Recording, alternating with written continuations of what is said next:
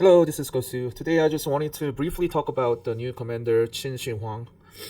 He's an archer open field commander that just came out, and as an infantry main with a siege on the side.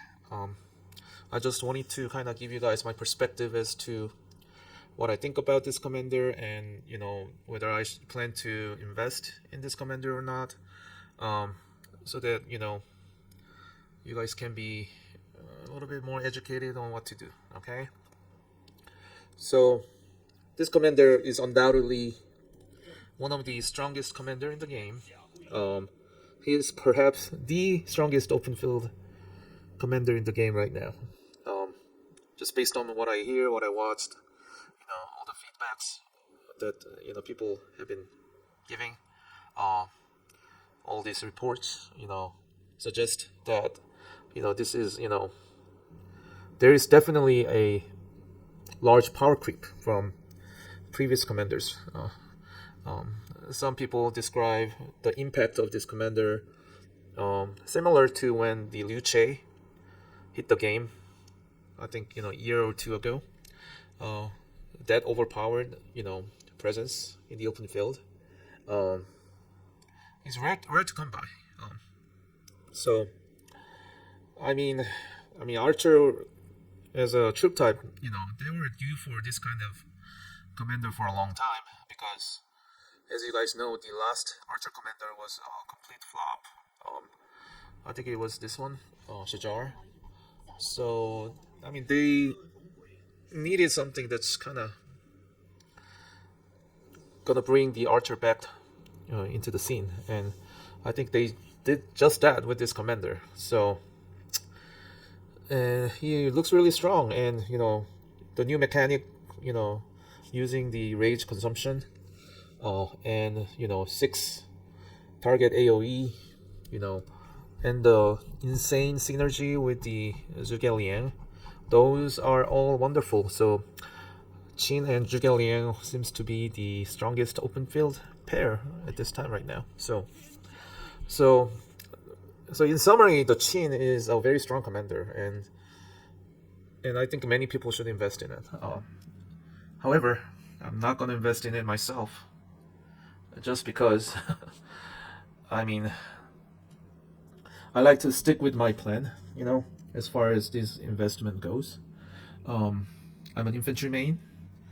I've decided that I'm just gonna stick with the one troop type, and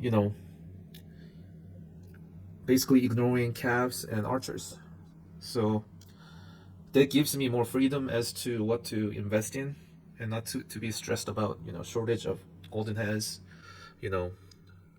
various different kinds of equipment, armament investment. I can just focus on infantry, and I don't have to worry too much about cavalry and archers. And I plan to stay this way, even though the Qin seems to be the most overpowered commander. And a couple of reasons, and one I gave it to you just now, is that I just want to stick with my plan. So the Rise of Kingdoms is kind of like a real life. It has some real life applications. The rich gets richer, stronger. They have more choices. Medium spenders like myself have limited choices, and free-to-play low spenders, they don't have much choice as to what to do. Okay, so those who are not rich, those who are not whales, then we need to think about how to invest our assets. The golden hairs, the gems, materials, and armament chest. Those are all assets that are limited in quantity, and so we have to really think about how to invest these limited assets. And when I think about it, it's kind of like real life, the money assets that you have in real life. You're not gonna have money growing tree that you can spend infinitely on whatever you want to get. There are nice houses, cars out there that you want to buy, but sometimes you can't buy them. Kind of same goes for this commander. Qin. It's a good item. In fact, it's the best item out there. best commander in this game. But sometimes you have to forego this, given your situation. You cannot have everything unless you're a whale that spends a lot of money on this game. And that's what I wanted to kind of talk to you guys about, to make the wise decision as to sometimes be able to skip the best commander in the game. Because it's not just the commander that you have to work on. Like, it's like you have to have the armaments, you have to have the equipment. I don't have any archery equipment at all. I just have 2 infantry, 1 cav, and siege equipments. So I'm not about to craft new archer gears. I'm not about to worry about rolling archer stats on wedge just for this march, because it's gonna take away a lot of my resources, and it's gonna kind of stray away from my original plan. So that's why I kind of wanted to make this video, that sometimes there are good things in life and there are good things in Rise of Kingdoms that you have to just let it go. And that's one important aspect that I wanted to talk about regarding the QIN commander.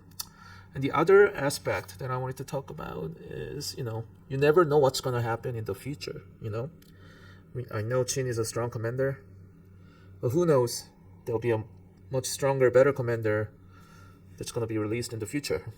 Like, I think a leadership cycle is next, and then cav and infantry. Those commanders might be even stronger than this guy. So are you able to fully commit to all these commanders that's going to come out in the future? No. You're not going to be able to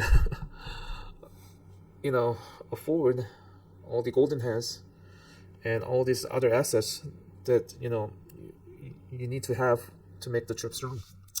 So if you're a cav main, if you're an infantry main, and you don't have any archer equipment, and you're not running archers right now, I know this commander is very tempting right now because there's a lot of hype and there's a lot of people talking about him, but I think you should just skip him, even though he may be the strongest commander in the game. So obviously, if you already have archer gears, if you're an archer main, obviously you invest in him. But if you plan not to have any archers in the first place, and you're tempted to invest in this guy and plan to craft new equipment, new armaments, I'm just saying that may not be the best thing to do. So yeah, so the important facts that I want to talk about was, one was that life as well as Rise of Kingdoms, there are great things out there that you cannot have sometimes. You just have to let it go and stick with your plan. And 2, you never know what's going to happen in the future, So it's better to prepare for what's to come as well. So right now, how many commander I have like 1,000 legendary commander sculpture. So I'm gonna skip this one. QIN. It's a hard pill to swallow because I feel like he's really strong. But I'm gonna save my heads. I'm not gonna craft archer gears. I'm not gonna do archer armaments.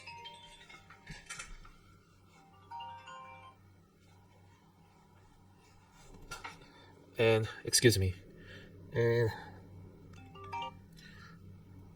I'm going to wait for the leadership commanders, and then possibly siege the new siege and infantry commanders, and be ready to fully commit to that. So I just wanted to talk to you guys about this, what I think of this new commander as an infantry main. I hope you guys have a good day.